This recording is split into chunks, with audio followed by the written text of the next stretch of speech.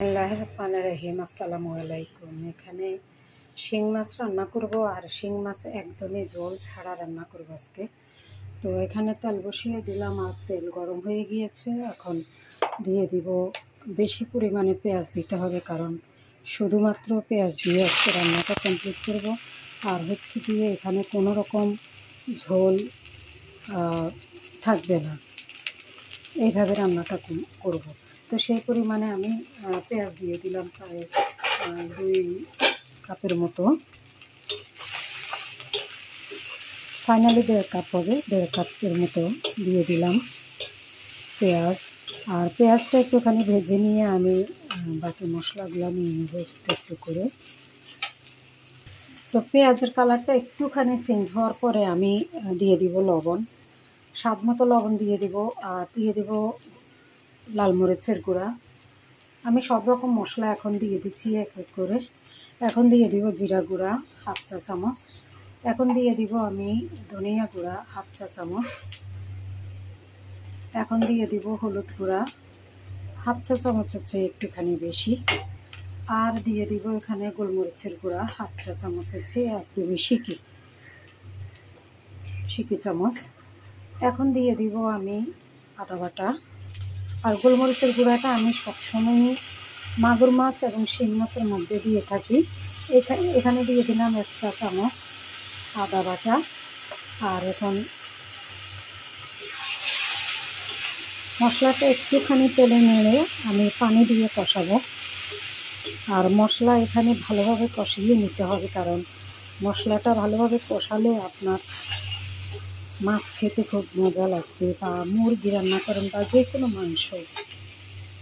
তো মশলা কষিয়ে যখন তেল উপরে উঠে আসলো, আর এই ভাবে আমি দিয়ে দিব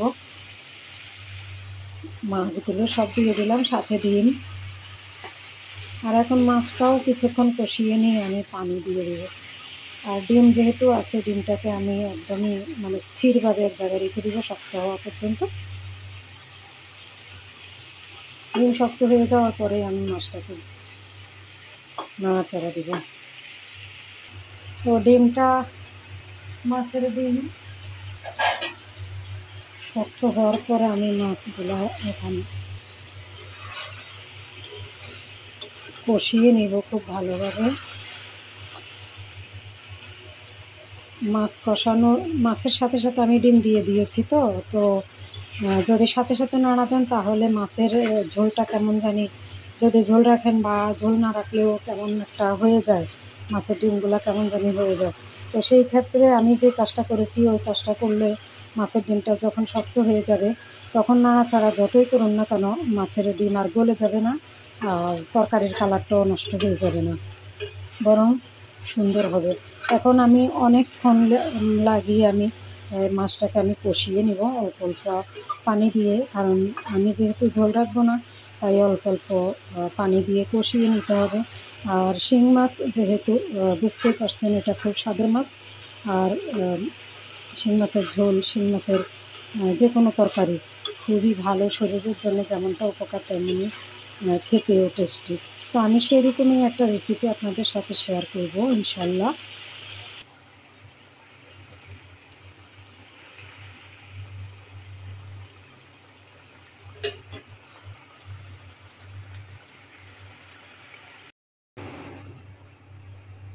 তো আমি শিং মাছের ঝোলটা আমি এভাবে রান্না করলাম।